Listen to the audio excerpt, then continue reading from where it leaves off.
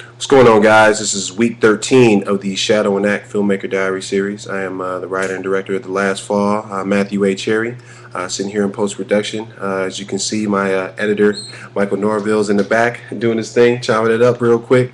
Yeah, man, it's the first week of post-production, and it's exciting times. We got some great footage. It really helps. Big shout-outs to the entire cast and crew. As you guys know, filmmaking is 100% a team effort, and couldn't do it without everybody on the staff, from the producers, Ellis Hobbs, Monique Hobbs, Scott Abear, Nikki Love, Don Lucky Manning, to the crew, to the ADs, to the grips, to the lighting, to the DP, Richard Viale, to everybody involved. You guys really rocked. You guys kicked ass, and it was an amazing experience. The cast was amazing. Lance, Nicole, Harry Lennox, Keith David, Vanessa Bell, Yanni King, Mike Moss, Brandon Anderson. Everybody came through and they really did their thing, and they were really passionate about the project. And, just a really big appreciation to them for kind of making that dream a reality, and getting this feature film done. We start post-production now, and, it's going to be, we kind of have a tight schedule. We're trying to submit this thing to Sundance and South by Southwest and a lot of the major film festivals. So, and as you guys know, a lot of those deadlines are coming up really soon. I think Sundance's deadline is like towards the middle or end of September, might even be early September. South by Southwest just announced that they're accepting submissions. So AFI, I think their deadline was August 15th, so we might miss that one. But, we kind of want to hit all the major festivals with this thing and take it as far as we can go. I've been getting some great feedback on it. The footage looks amazing.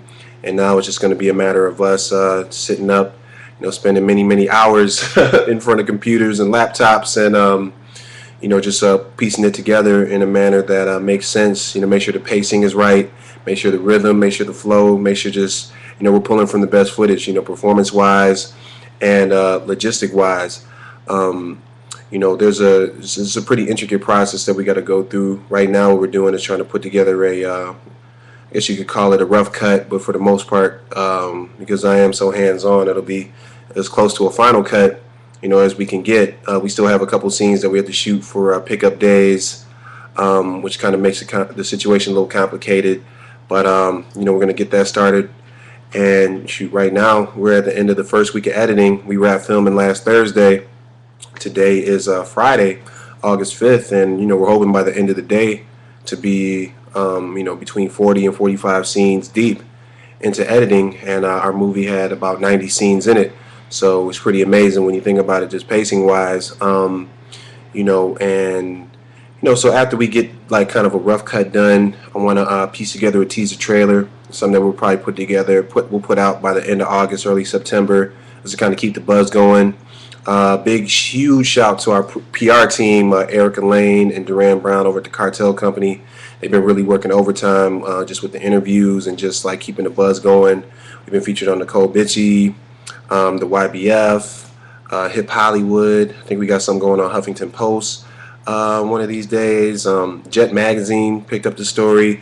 I mean, it's been kind of crazy, especially us being like for all intents and purposes, a low-budget independent feature film. So, I'm a firm believer in that. People take you as seriously as you take yourself, and we've really approached this film, in a major scale way. So, it's just all hopes that when it gets edited, that it'll be great. You guys will enjoy it. It's loosely based off of my own experiences, being a former NFL player, not a big time NFL player, but kind of came in as an undrafted free agent, almost got the dream, but not really, and just really just speaking on that transition period that a lot of athletes go through when you try to move past, your former life, and you try to move past football, and you try to like get a regular job, and just try to come back home and just really try to reassess your life and your situations. And I hope that we're doing it in an organic way, doing it in a way that a lot of people can relate to, because I think that it has a lot of parallels to other careers, not just athletics, but it's told in a unique setting. And you guys, I can't stress to you guys enough how excited I am for you guys to see it eventually.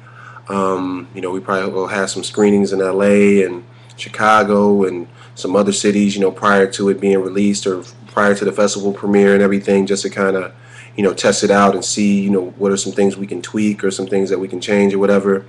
We're doing another like a small pickup day within the next couple of weeks. Gonna do it. Got to bring Nicole back, Darren, Henson, Lance, and a couple of the other actors, just to kind of make sure we put it together. But all in all, man, I'm really glad with the footage that we got. It was a very ambitious shoot. We kind of shot it like Entourage, where we were just in all these different locations, every day. There was really only one location that we were in for more than one day, and that was kind of hard. But our crew persevered. They did great, and just really glad to be able to share the process with you guys and hopefully educate some people about this process of movie making and stuff. So appreciate you guys checking out this Filmmaker Diary series. This is week 13 in all, but week 1 of post-production.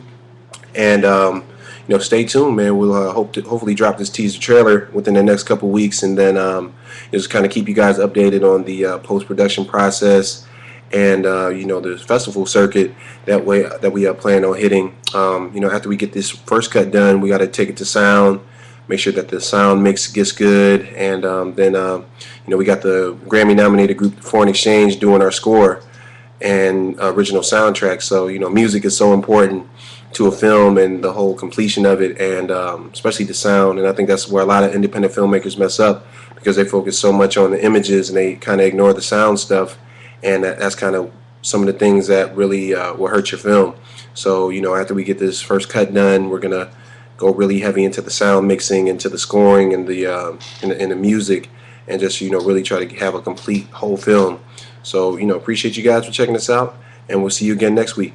Big shouts out to Tam Bay and Shadow and Act. Peace.